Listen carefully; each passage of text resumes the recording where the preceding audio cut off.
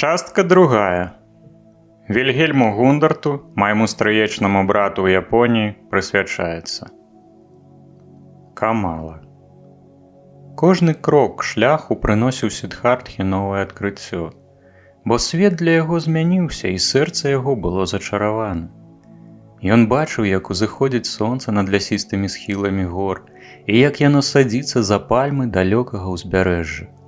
Начамі ён бачыў, як выстройваюцца на небе зоркі, і быццам човен плыве ў блакіце серп месяца. Ён бачыў дрэвы, зоркі, звяроў, аблокі, вясёлку, скалы, травы, кветкі, раку, ручай, іскрынкі расы ў ранішняй лістоце, далёкія вяршыні ў блакітнай шызай смузе, птушак, якія спяваюць, пчол, якія рояцца, срэбныя хвалі на рысавых палях пад ветрам.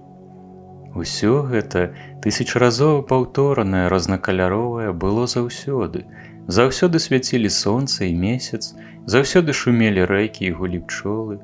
Але тады, раней, усё гэта было для Сіддхартхі толькі зменлівай, падманлівай заслонай перад вачыма, якой не варта было давяраць, якую трэба было пранізваць думкай і знішчаць, таму што яна не перадавала сутнасць, таму што сутнасць ляжала па той бок таго, што ён бачыў. Цяпер яго вызвалены позірк не ўтаропліваўся ў тагасветнае. Цяпер ён разглядаў і радасна пазнаваў тое, што бачыў, шукаў роднае ў гэтым свеце, не шукаў сутнасці, не імкнуўся да таго боку. Вельмі прыгожы быў свет, нанава ўбачаны, калі глядзець на яго проста, без фальшывасці, па-дзіцячаму. Прыгожымі былі месяц і сузор'і, прыгожыя ручай і бераг, лес і скала, каза і жук гнаявік, кветка і матылёк. Цудоўна, радасна было ісці па свету ось так, абуджаным дзіцём, і без ценю недаверу растварацца ў наваколлі. Зусім інакш пякло галаву сонца, інакш дарыў прахалоду лясны цень, іншым рабіўся смак вады ў ручаі калодзеджы, іншым смак гарбуза і банана. Кароткімі сталі дні, кароткімі ночы, кожная гадзіна, прамільгнуўшы, знікала, як ветразь у моры, а пад ветразем карабель, поўны скарбаў і радасці. Сіддхартха бачыў, як высока ў галінах пералятае з дрэва на дрэва зграя малпаў, і чуў іх дзікую хіжую грызню. Сіддхартха бачыў, як баран гоніцца за авечкаю і спарваецца з ёю. Ён бачыў, як у азёрных чаротах палюе шчупак, якога падганяе вячэрні голад, як разбягаюцца ў страху зграйкі маладых рыб, выскокваюць з вады, мільгаюць і ўспыхваюць лускавінкі, сілай і запалам дыхаюць імклівыя вадзяныя віхуры, успененыя нястрымным паляўнічым. Усё гэта было заўжды, але ён гэтага не бачыў, яго не было тут. Цяпер ён быў тут і належаў гэтаму свету. У яго ў вочы ўвайшлі святло і цень, у яго сэрца зоркі і месяц. Па дароге ўспамінаў Сіддхартха і тое, што перажыў ён у садзе Джатавана, вучэнні, чароўнага Будду, развітанне з Гавіндай, размову з узвышаным. І свае ўласныя словы, якія ён сказаў узвышанаму, успомніў ён зноў. Кожнае слова ўспомніў і здзівіўся ў душы самому сабе. Ён жа выказаў тады такія рэчы, якіх, уласна, яшчэ і не ведаў тады. Ён сказаў Гатаме, што скарб і таямніца Будды зусім не вучэнне, а тое невыказнае, якое не паддаецца вывучэнню. Што той спазнаў некалі ў момант свайго прасвятлення, але ж гэта было менавіта тое, да чаго ён цяпер імкнуўся, што ён цяпер толькі пачынаў спазнаваць. Відаць, даўно ўжо ведаў ён, што ягоная душа атман, тая ж адвечная сутнасць, што і брахман. Але ніколі не мог ён сапраўды знайсці гэтую душу, гэтае сваё сапраўднае я, таму што лавіў яго сеткамі думак. Але калі сапраўднае я, вядома ж, не галасы плоці і не гульня пачуццяў, то яно дакладна і не думка, і не розум, і незавучаная мудрасць, і незавучанае майстэрства рабіць высновы, і з ужо асэнсаванага выцягваць новыя думкі. Не, свет думак усё яшчэ па той бок. Думкі не вядуць да мэты, і калі яны забіваюць выпадковае я пачуццяў, то замест яго выгадоўваюць выпадковае я думак і вучонасці. Думка і пачуццё аднолькава выдатныя рэчы. У абедзвюх заключаны апошні сэнс, да абедзвюх варта прыслухоўвацца. З абедзвюма варта гуляць, не пагарджаць імі і не пераацэньваць іх. Варта прыслухоўвацца да голасу патаемнага, схаванага і ў думцы, і ў пачуцці. Ён хацеў ісці толькі туды, куды пакліча гэты голас, хацеў быць толькі там, дзе ён гучыць. Чаму аднойчы у велічны момант сеў Гатама на зямлю пад дрэвам Бодхі, дзе асяніла яго прасвятленне? Ён пачуў голас ва ўласным сэрцы, які загадаў яму знайсці адпачынак пад гэтым дрэвам. І ён не аддаў перавагу утаймаванню плоці, ахвярам, купанню або малітву.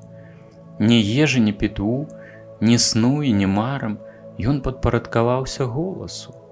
Так падпарадкоўвацца не знешняму загаду, але толькі голасу ўласнага сэрца, быць так да гэтага гатовым, гэта добра, гэта неабходна, і няма больш нічога такога неабходнага.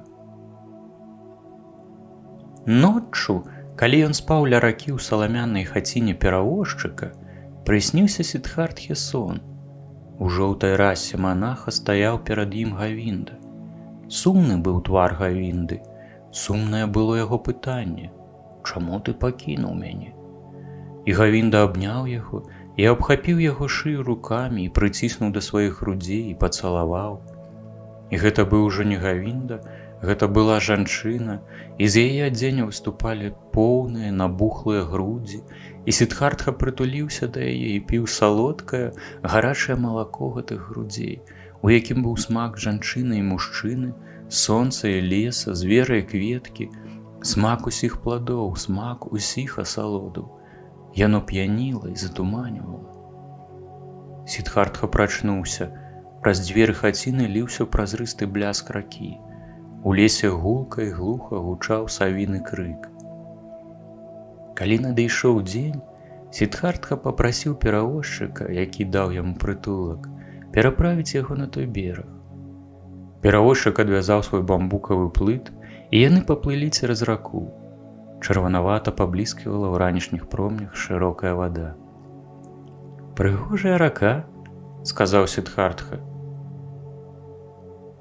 «Так», — адазваўся перавозчык, — «вельмі прыгожая рака. Я яе вельмі люблю, я часта яе слухаю, часта гляджу ў яе вочы і ўвесь час вучуся ў яе. Каля ракі шмат чаму можна навучыцца». «Дзякую табе, мой дабрадзей», — сказаў Сіддхартха, сышоўшы на другі бераг. «Няма ў мяне падарунка для цябе, даражэнькі, і грошай няма, каб даць табе. Я валацуга, сын брахмана і саман». «Я гэта бачу», — вымавіў перавозчык. «І грошай ад цябе не чакаю, і падарункаў таксама. Ты прынясеш мне падарунак у наступны раз». «Ты ўпэўнены?» — спытаў Сіддхартха весела. «Вядома. Гэтаму я таксама навучыўся каля ракі. Усё вяртаецца. І ты, саман, таксама вернешся. Ну, бывай. Няхай тваё сяброўства будзе мне адплатай. Успомні пра мяне, калі будзеш ахвяраваць багам». Усміхаючыся, яны рассталіся. Усміхаючыся, цешыўся Сіддхартха сяброўству і прыязнасці перавозчыка. «Ён як Гавінда», — падумалася яму. «Усе, каго я сустракаю на сваім шляху, падобныя на Гавінду, усе ўдзячныя, хаця самі маглі б чакаць падзякі. Усе пакорлівыя, усе гатовы стаць сябрамі, гатовы падпарадкоўвацца, і ніхто ні пра што не задумваецца. Дзеці гэтыя людзі». А поўдні ён праходзіў праз вёску. Перад глінянымі хацінамі круціліся на дарозе дзеці, гулялі з гарбузовымі семкамі і ракаўкамі, крычалі і дурэлі ў пылі, але стрымгалоў разбягаліся пры з'яўленні чужога самана. Каля краю вёскі дарогу перабягаў ручай. і на беразе ручая, стоячы на каленях, сцірала бялізну маладая жанчына.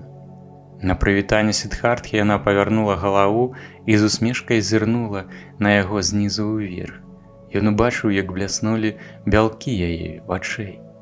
Па звычаі вандроўнікаў ён вымовіў пажаданне дабрабыту і спытаў, ці далёка яшчэ да вялікага горада. Яна ўстала і падышла да яго. Малады твар, прыгожыя, вільготныя, бліскучыя вусны. Яны абмяняліся жартаўлівымі фразамі, і яна спытала, ці еў ён ужо, і ці праўда, што саманы начуюць адны ў лесе і не могуць мець пры сабе жанчын.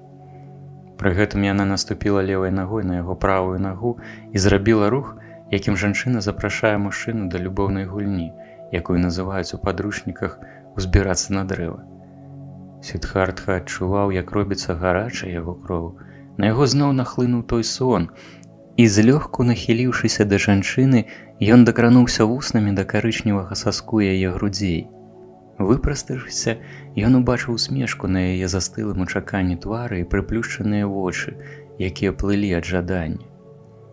І Сідхартха адчуваў жаданне, адчуваў, як ажываюць у ім інстынкты, але ён ніколі раней не дакранаўся да жанчыны, таму на імгненне завагаўся, хоць рукі яго былі ўжо гатовыя схапіць яе. І ў гэты момант прамароджвання, калі ён прагна глядзеў на яе, ён пачуў у душы голас, і гэты голас сказаў «не».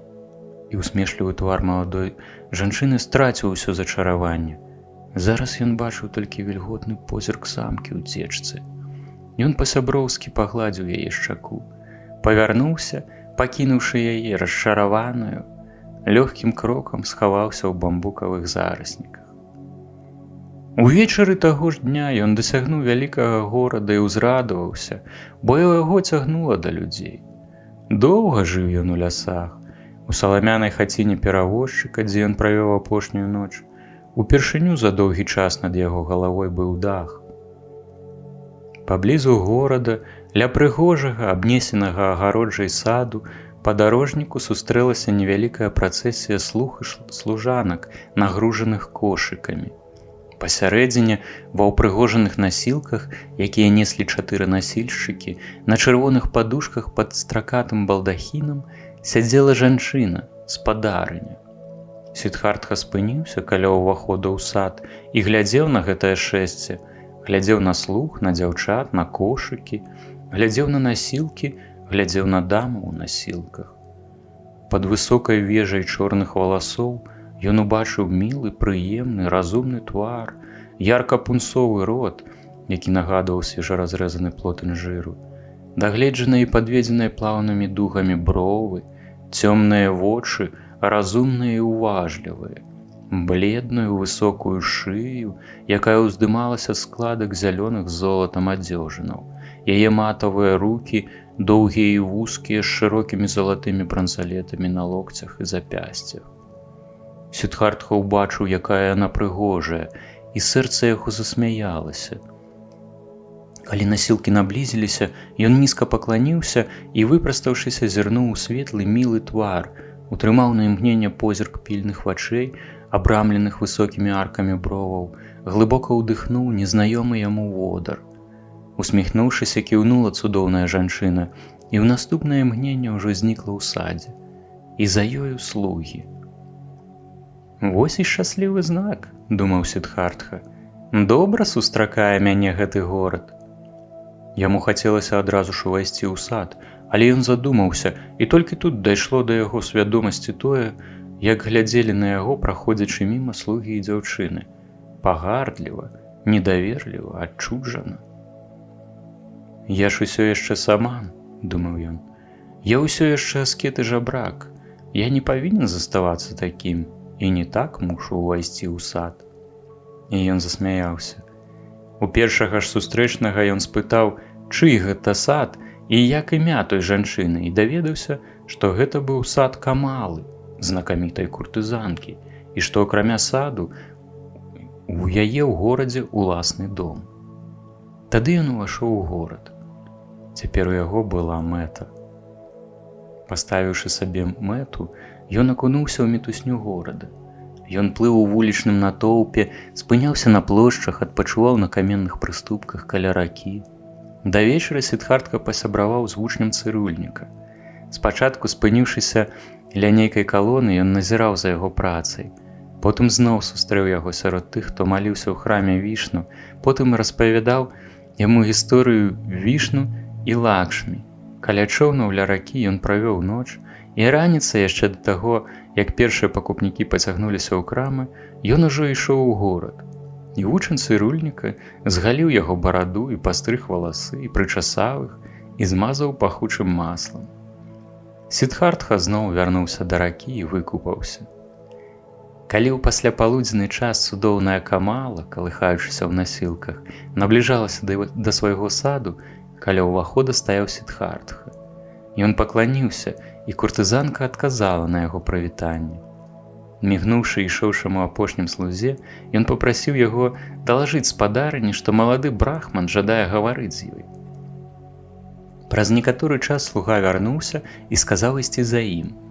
Не прамаўляючы больш ні слова, слуга прывёў яго ў павільён, дзе адпачывала, лежачы на кушетцы Камала, і знік, пакінуўшы іх сам-насам. «Ці не ты гэта ўчора стаяў там каля ўхода і прывітаў мяне?» – спытала Камала. «Так, учора я ўпершыню бачыў цябе і вітаў». «А ці не было ў цябе ўчора барады і доўгіх валасоў і пылу ў валасах?» «Добра ты глядзела, усё ўбачыла ты. Ты бачыла Сідхартху, сына брахмана, які пакінуў радзіму, каб стаць саманам, і 3 гады быў саманам. Але цяпер я пакінуў сцяжыну пустэльнікаў і прыйшоў у гэты горад. І першай, каго я сустрэў, яшчэ не ўвайшоўшы ў горад, была ты. Я прыйшоў, каб сказаць табе гэта, о, Камала. Ты першая жанчына, з якой гаворыць Сідхартха, не адпускаючы вачэй. Ніколі больш не буду апускаць вочы пры сустрэчы з прыгожай жанчынай». Камала, усміхаючыся, памахвала веерам з пер'я паўлінаў і спытала: «Значыць, толькі для таго, каб сказаць мне гэта, прыйшоў да мяне Сідхартха?» «Каб сказаць табе гэта і падзякаваць табе за тое, што ты такая прыгожая. І калі гэта не будзе табе прыемна, Камала, я хацеў бы папрасіць табе быць маёй сяброўкай-настаўніцай, бо я яшчэ нічога не кемлю ў майстэрстве, у якім ты дасягнула вяршыню». Камала разрагаталася. «Ніколі яшчэ не было такога са мною, дружа, каб да мяне прыходзіў пустэльнік з лесу і хацеў у мяне вучыцца. Ніколі яшчэ не было, каб да мяне прыходзіў саман з доўгімі валасамі ў старой рванай набедранай павязцы. Шмат юнакоў прыходзіць да мяне, і сярод іх сыны брахманаў, але яны прыходзяць у прыгожых адзеннях, яны прыходзяць у дарагіх сандалях, яны прыносяць прыемны водар у валасах і грошы ў кашальках. Так саман выглядаюць юнакі, якія да мяне прыходзяць». Сказаў Сідхартха: «Я ўжо пачаў вучыцца ў цябе. Учора быў першы крок. Ужо няма маёй барады, і валасы мае прычасаныя, і ў валасах масла. Не так ужо і шмат таго, чаго мне яшчэ бракуе, о цудоўнае. Дарагое адзенне, дарагі абутак, грошы ў кашальку. Ведай, і больш цяжкія задачы ставіў перад сабою Сідхартха, калі імкнуўся да таго, што даражэй за ўсе і гэтыя дробязі, і дасягаў мэты. Хіба я не дасягну таго, што вырашыў учора стаць тваім сябрам і навучыцца ў цябе любоўным усцехам? Я здольны вучань, Камала. Я вывучыў майстэрствы цяжэйшыя за тыя, якім павінна будзеш навучыць мяне ты. Але дастаткова. Такім чынам, Сідхартха не задаволівае цябе такі, які ён ёсць, з маслам у валасах, але без адзення, без абутку, без грошай». Смеючыся, ўсклікнула Камала: «Не, шаноўны, пакуль не задаволівае. Ён павінен мець адзенне, прыгожае адзенне, і абутак, прыгожы абутак, і шмат грошай у кашальку, і падарункі для Камалы. Зараз ты ведаеш гэта, саман з лесу? Ці здолееш запомніць?» «Я добра запомніў гэта», – усклікнуў Сідхартха. «Як мог я не запомніць тое, што вымавілі гэтыя вусны? Твой рот падобны да свежа разрэзанага плоду інжыру, Камала. І мой рот пунцовы і свежы, ён пасуе да твайго, вось убачыш. Але скажы, цудоўная Камала, ты ніколькі не баішся самана з лесу, які прыйшоў, каб вучыцца ў цябе каханню? Чаму я павінна баяцца самана, нейкага дурнога самана з лесу, які ўцёк ад шакалаў і яшчэ нават не ведае, што такое жанчына? О, ён моцны, гэты саман, і нічога не баіцца. Ён можа цябе прымусіць прыгажунню. Ён можа цябе абкрасці, ён можа зрабіць табе балюча. Не, саман, гэтага я не баюся. Хіба які-небудзь саман або брахман баіцца, што прыйдзе нехта схопіць яго і выкрадзе ў яго ягоную вучонасць, і ягоную святасць, і ягоную глыбакадумнасць? Не таму, што ўсё гэта належыць толькі яму. І ён аддае з гэтага толькі тое, што хоча аддаць, і таму, каму хоча аддаць. Так, з імі, сапраўды гэтак жа з Камалай і з любоўнымі ўсцехамі. Прыгожы і пунцовы рот Камалы, але паспрабуй супраць волі Камалы пацалаваць яго, і ні кроплі салодкасці ён не дасць табе. А ён можа быць вельмі салодкі. Ты здольны, Сіддхартха, дык вывучы яшчэ гэта. Любоў можна выпрасіць, купіць, атрымаць у падарунак, знайсці на вуліцы, але скрасці любоў немагчыма. Няўдалы ты прыдумаў шлях. Не, было б шкада, калі б такі мілы хлопчык, як ты, захацеў так неправільна пачаць. Сіддхартха, усміхаючыся, пакланіўся. Было б шкада, Камала, ты маеш рацыю. Было б вельмі шкада. Не, ні кроплі салодкасці твайго рота не павінна знікнуць для мяне, і ні кроплі майго для цябе. Такім чынам спынімся на тым, што Сіддхартха прыйдзе зноў, калі ў яго будзе тое, чаго яму яшчэ не хапае. Адзенне, абутак, грошы. Але скажы, цудоўная Камала, ці не дасі ты мне яшчэ адну маленькую параду? Параду? Чаму б не даць? Хто ж адмовіць у маленькай парадзе беднаму неадукаванаму саману, які ўцёк ад шакалаў з лесу? Дык парай, мілая Камала, куды мне пайсці, каб мага хутчэй знайсці тыя 3 рэчы? Ну, гэта табе кожны сказаў бы. Табе трэба рабіць тое, чаму ты навучыўся, і атрымліваць за гэта грошы і адзенне, і абутак. Іншага шляху да грошай у бедняка няма. Дарэчы, што ты ўмееш? Я умею думаць, я умею чакаць, я умею пасціць. І больш нічога? Нічога. Зрэшты, я яшчэ умею складаць вершы. Ці дасі ты мне за верш адзін пацалунак? Магчыма, калі твой верш мне спадабаецца. Дзе ж ён? Сіддхартха задумаўся на імгненне і прачытаў такі верш. У сад свой цяністы плыла на насілках Камала, каля ўваходу ў той сад стаяў чорны саман. Лотаса колер непараўнальны ўбачыў, і нізка схіліўся саман перад ёй. З усмешкай на вуснах кіўнула Камала. Радасцю свеціцца твар яе, думаў юнак. Лепш, чым прыносіць ахвяры ўсякаму богу, буду ахвяры прыносіць прыгожай Камале. Гучна запляскала Камала ў ладкі, зазвінелі залатыя бранзалеты. Прыгожыя твае вершы, чорны саман, і я сапраўды нічога не страчу, калі дам табе за іх адзін пацалунак. Яна паклікала яго позіркам, ён наблізіў твар да яе твару і прыціснуўся вуснамі да яе рота, падобнага на свежаразрэзаны плод інжыру. Доўга цалавала яго Камала, і з глыбокім здзіўленнем адчуваў Сіддхартха, як яна яго вучыць, якая яна мудрая, як яна авалодвае ім, адштурхвае, прыцягвае яго. І ён угадваў за гэтым першым пацалункам доўгі шэраг добра засвоеных, добра правераных пацалункаў. І кожны пацалунак адрозніваецца ад іншага, і ўсе яны яго яшчэ чакаюць. Ён стаяў глыбока дыхаючы і нагадваў дзіця, здзіўленыя глыбінямі спазнання і гарызонтамі вучэння, якія нечакана раскрыліся перад ім. «Вельмі прыгожыя твае вершы!» – усклікнула Камала. «Калі б я была багатая, я дала б табе за іх залатую манету, але цяжка табе будзе вершамі зарабіць столькі грошай, колькі табе спатрэбіцца. Таму што табе трэба шмат грошай, калі ты жадаеш стаць сябрам Камалы». «Як ты цудоўна ўмееш цалавацца, Камала!» пралепятаў Сіддхартха.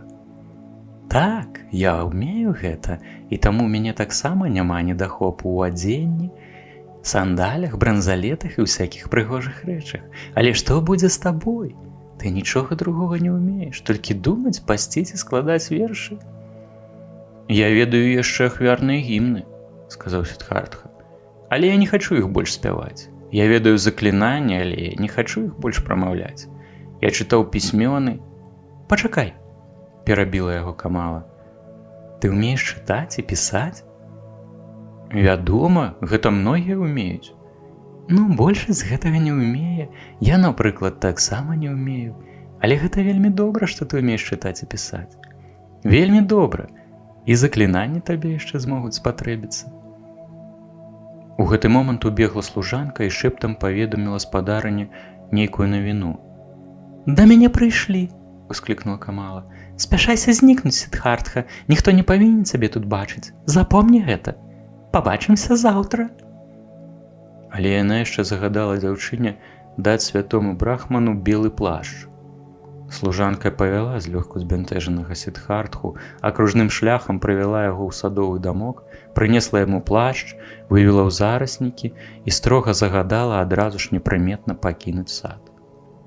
Сіддхартха неадкладна выканаў загад. Прызвычайны да лесу, ён бясшумна выбраўся з парку і, перабраўшыся цераз агароджу, задаволены накіраваўся да горада, несучы пад пахай скручаны плашч. Устаўшы каля брамы карчмы, дзе спыняліся праезжыя, ён моўчкі папрасіў ежы, моўчкі прыняў прыцягнуты яму кавалак рысавай аладкі. Мабыць, ужо заўтра, падумаў ён, мне ні ў кога не давядзецца прасіць ежу. Гонар нечакана загаварыў у ім.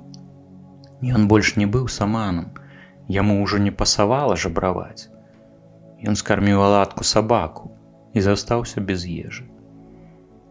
Простае гэтае жыццё, якім яны жывуць тут у свеце, думаў Сіддхартха. Няма ў ім нягодаў. Цяжка і ў канчатковым выніку безнадзейна было ўсё, калі я быў саманам. Але цяпер усё лёгка, лёгка, як урок пацалунку, які дала мне Камала. Мне патрэбны адзенне і грошы, больш нічога. Гэта блізкія мэты, маленькія клопаты, якія не пазбаўляюць сну. Без цяжкасцей даведаўся ён, дзе знаходзіцца дом Камалы, і назаўтра з'явіўся туды. «Добрыя навіны!» – усклікнула яна, убачыўшы яго. «Цябе чакае Камасвамі, ён найбагацейшы гандляр у гэтым горадзе.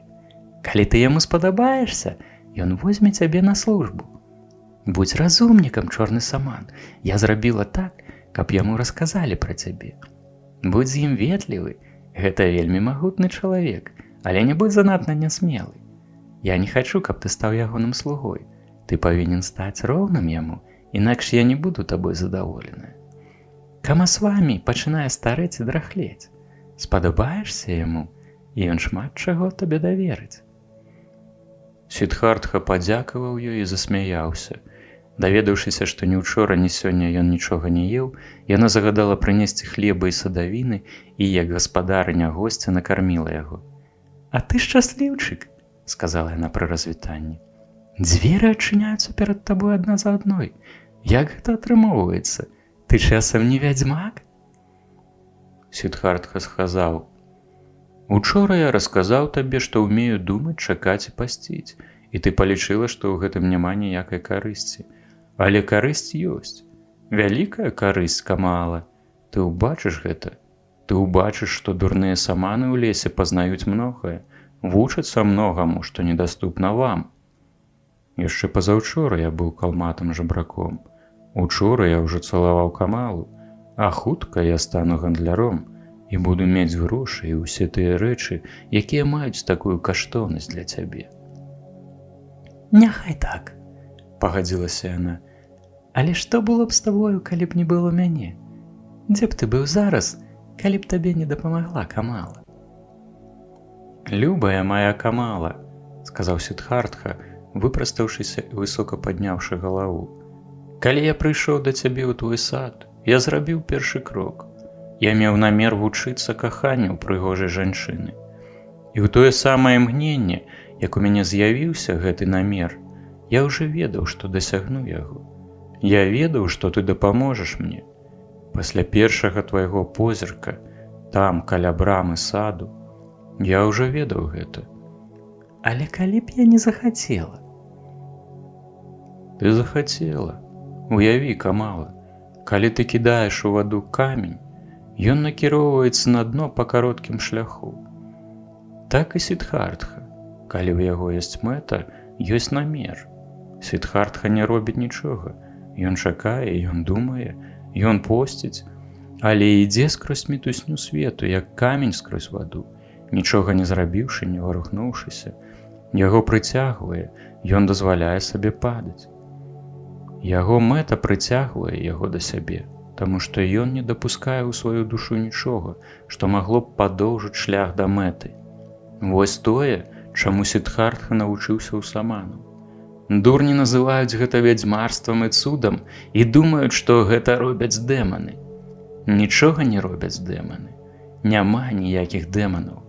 Кожны можа стварыць цуд, кожны можа дасягнуць сваёй мэты, калі ён умее думаць, калі ён умее чакаць, калі ён умее пасціць. Камала слухала. Ёй падабаўся яго голас, ёй падабаўся позірк яго вачэй. «Магчыма, ўсё так, як ты кажаш, сябар», – нягучна сказала яна. «Але магчыма і тое, што Сіддхартха – прыгожы мужчына, што яго позірк падабаецца жанчынам і таму шчасце само спяшаецца яму насустрач». Сіддхартха пацалункам развітаўся з ёй.